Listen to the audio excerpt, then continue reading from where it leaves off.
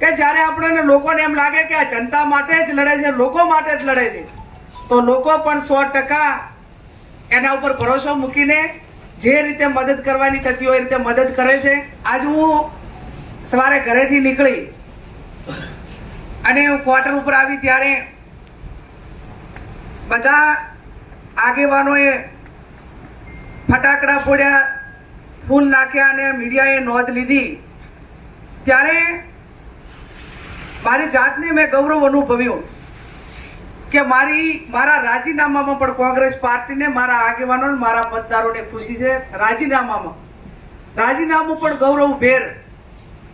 ત્યારે વિરોધ પક્ષના નેતા તરીકે અમિતભાઈના બધા સાહેબની જોડે 6.5 વર્ષ આ વિધાનસભા ગૃહમાં કામ કરવા માટેનો મોકો આ વિધાનસભાની જનતાએ બીજી વખત જ્યારે ધારાસભ્ય બનાવી ત્યારે 17 ધારાસભ્યો અમે ચૂંટાણા.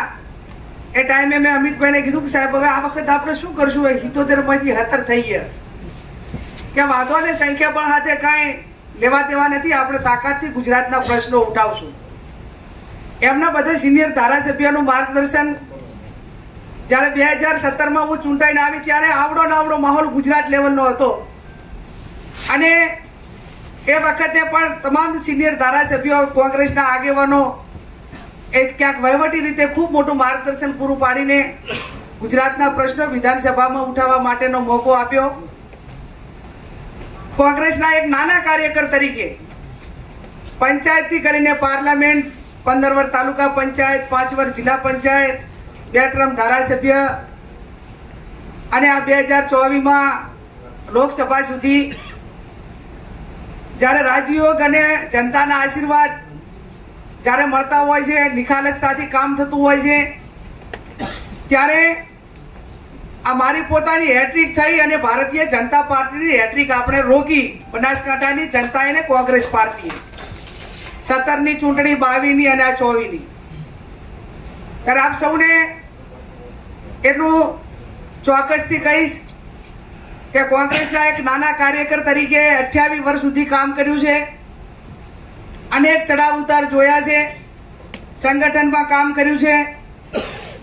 અને મેં બનાસકાંઠાની જનતા પાસે એક જ વાત મૂકી જ્યારે અમે અમિતભાઈ ચાવડા સાહેબ અને તુષારભાઈ વિધાનસભામાં વાત કરતા કે હવે આપણે કોંગ્રેસ પાર્ટી માટે ને આપણા બધા જ માટે, આવનાર ભવિષ્ય માટે અત્યારે આપણે સામે 3 ઓપ્શન છે, એ ઓપ્શનમાંથી એક ઓપ્શન આપણે પસંદ કરવું પડે.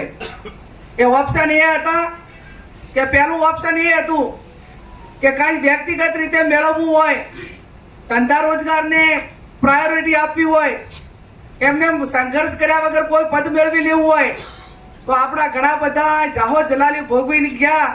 અને જ્યારે કોંગ્રેસ પાર્ટીની એમને જરૂર હતી એ ટાઈમે રણ છોડ્યું. કદાચ આપણે આ રસ્તો આપણા વ્યક્તિગત સ્વાર્થ માટે એ પસંદ કરવો પડે. બીજા નંબરનો અમારી બધા પાસે ઓપ્શન હતું કે ચાલો એ આપણે નથી કરી શકીએ વિચારધારા સાથે. કોંગ્રેસ પાર્ટી આપણને ખૂબ આપ્યું અને રાજ્યએ ખૂબ આપ્યું, તો હવે આપણે કદાચ આ બધાને પહોંચી ના વળે તો ટેમ્પરરી રીતે રાજકારણથી દૂર રહીએ. તો એ પણ અમે પસંદ ના કર્યું કે રાજધર્મ અમારો નિભાવવો પડે, ખરા સમયમાં કોંગ્રેસની મજૂરી કરવી પડે, હૂંફ આપવી પડે, મહેનત કરવી પડે. એ ટાઈમે એક રણ પણ ના છોડાય. તો અમારી પાસે ત્રીજું ઓપ્શન એ વધ્યું હતું કે હવે પાણીથી કરીને ચોટી સુધી તાકાત લગાવીને કોંગ્રેસ પાર્ટીને ઊભું કરવા માટેનું કામ એ આપણે સૌએ કરવું પડે. એ સંઘર્ષનો રસ્તો અમે બધે અપનાવ્યો.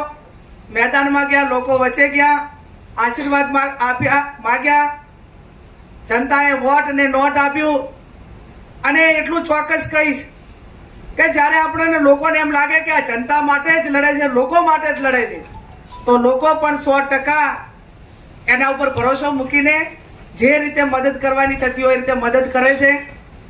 મારો તો આ 2024 નહીં પણ મોટા ભાગની ચૂંટણીઓ બનાસકાંઠાની જનતાએ ફાળાથી જ આજ સુધી લડાવી અને જીતાડી છે. ત્યારે એનું એટલું જ કારણ કે ઈમાનદારી પાર્ટી સાથેની અને લોકો સાથેની.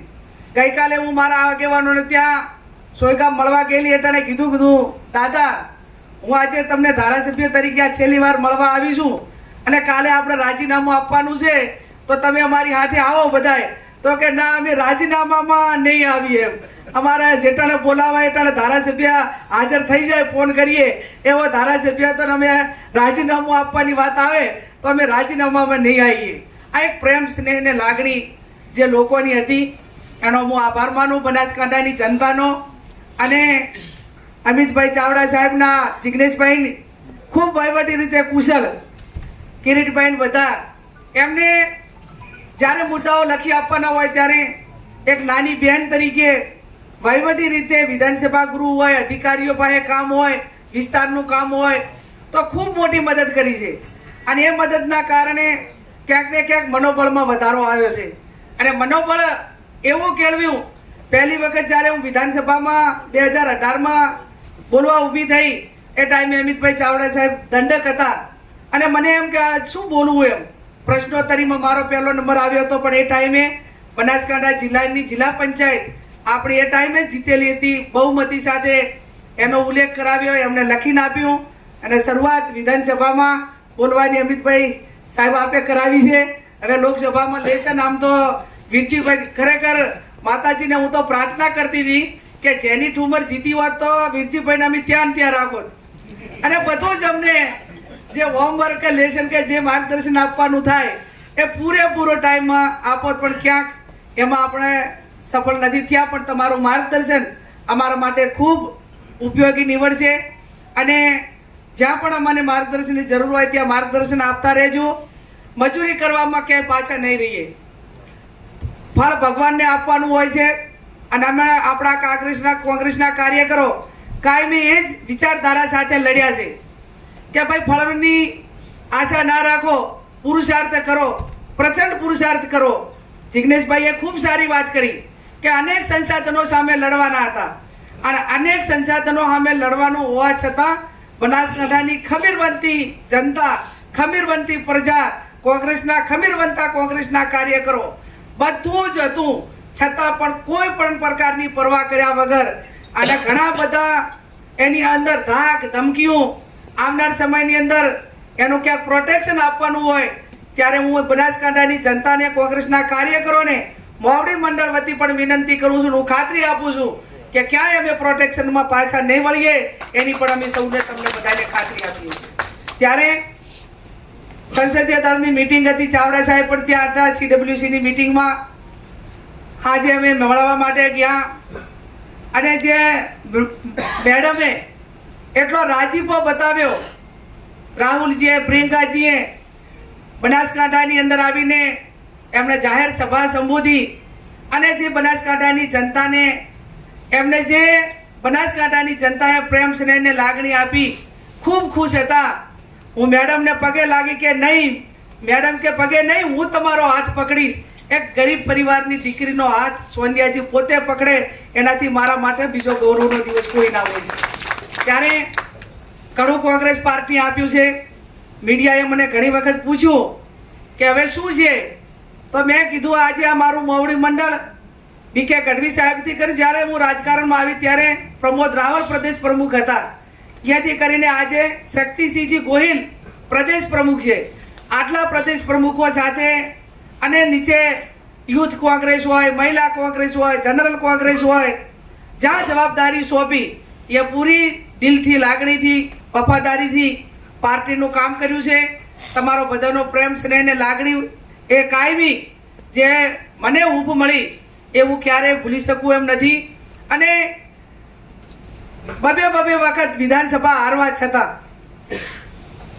ક્રાઇટેરિયામાં ના આવે અને છતાં ત્રીજી વખત પણ 2017માં ટિકિટ આપીને એક વિજય તરફ લઈ જવા માટે ભરતસિંહ સોલંકી હોય, કોંગ્રેસનું મોવડી મંડળ હોય, એ વખતના આગેવાનો હોય, માધવસિંહ સોલંકી પરિવાર હોય કે દાદા, હું તાલુકા પંચાયતની પ્રમુખ BK ગઢવી સાહેબ, એક વખત પહેલી વખત જ્યારે હું એમને મળી 1996માં પહેલી વખત મને બનાસકાંઠા જિલ્લા મહિલા કોંગ્રેસની પ્રમુખ બનાવી અને એમની સમજણ ને શિખામણ આજે પણ યાદ કરીએ છીએ તો ઘણું બધું ઉપયોગી એમનું જે માર્ગદર્શન છે એ આજે પણ અમને સૌને જે મળ્યું અને ક્યાંક ને ક્યાંક ઉપયોગી થઈ રહ્યું છે. ત્યારે હું એટલું જ કહીશ કે અમારા જે નાના કાર્યકરો હોય, આગેવાનો હોય, એ પ્રેમ સ્નેહ ને લાગણીની જે હૂંફ માગે છે એ કોંગ્રેસના સિનિયર આગેવાનો કાયમે ભૂતકાળમાં આપ્યું છે અને આવનાર સમયમાં આપશે એવી પણ હું અપેક્ષા રાખું છું. અને અમિતભાઈ એક વખત પાછું આવવા માટેની ગણતરી છે. જે આ બાજુ સામે બેઠા હતા ને તમે બધા ખૂબ તાકાતથી સારું કામ કરો અને એક વખત આ બાજુની બેન્ચમાં બેસવા માટેની આશા પણ હજી છે ગુજરાત વિધાનસભામાં. ત્યારે એક ટીમ કોંગ્રેસ તરીકે એટલા મહેનતવાળા ખમ્યા છે કે જેટલો કદાચ એક વખત આવીને દ્રશ્ય જોવું છે. અને ભગવાનને પ્રાર્થના કરું છું કે ટૂંક સમયની અંદર જ આપણો આ શીર્ષ નેતૃત્વ જે અહીં બેઠું છે એ વિધાનસભામાં આગળની હરોળમાં 2027માં સામેની સત્તાધારી પક્ષની જે બેન્ચ છે એ બેન્ચમાં બેસીને ગુજરાતના પ્રશ્નો હલ કરે, સત્તામાં આવે, કોંગ્રેસ પાર્ટી ઉપર લોકોની જે આશા અપેક્ષાઓ છે એ પૂરી કરે. ફરી એક કલાક માટે હવે ધારાસભ્ય છું, ત્યારે ધારાસભ્ય તરીકે તમારી બેન તરીકે ક્યાંય દિલ દુભાવ્યું હોય તો આપણી સૌની પાસે ક્ષમા માગું છું. અને તમે બધા દિલ્હી આવજો. ખૂબ સારું ચૂંટણી લડ્યા આપણા ધારાસભ્યો. બધાને એમ હતું કે પરિણામ પહોંચાય કે ના પહોંચાય, પણ કોંગ્રેસ પાર્ટીને મજબૂત કરવી છે એ ઈરાદાથી સાથે બધા જ ધારાસભ્યો લડ્યા હતા. એમને પણ હું આવનાર સમયમાં મજબૂતાઈથી પાછા પ્રજા વચ્ચે જાય અને પ્રજાનો જનમત મેળવીને કોંગ્રેસને મજબૂત કરે એવી હું ભગવાન પરમાત્માને બધા વતી પ્રાર્થના કરું છું. આ ગૃહમાં અનેક વખત જે સાથી ધારાસભ્યો તરીકે સરકારને નાના મોટા વિકાસના કામો હોય, લોકોના કામો માટે હોય, એમાં લડી અને જે ન્યાય અપાવવાનું કામ કર્યું છે એ બદલ પણ તમામ ધારાસભ્યોનો આભાર માનું છું. CLP લીડર તરીકે ચાવડા સાહેબ આપનો પણ ખૂબ ખૂબ હૃદયપૂર્વક આભાર માનું છું કે આ 5મી ટર્મ ધારાસભ્ય તરીકે ખૂબ મોટો અનુભવ વિધાનસભા ગૃહનો. અમારે તો આ લગભગ 6.5 વર્ષે તો પાછું રાજીનામું આપીને તમારા બધાના આશીર્વાદથી પ્રમોશન મળ્યું છે. અને પ્રમોશન બનાસકાંઠાની જનતાનું ઋણ ઉતારવા માટેની કોંગ્રેસ પાર્ટીને અમને સૌને શક્તિ આપે.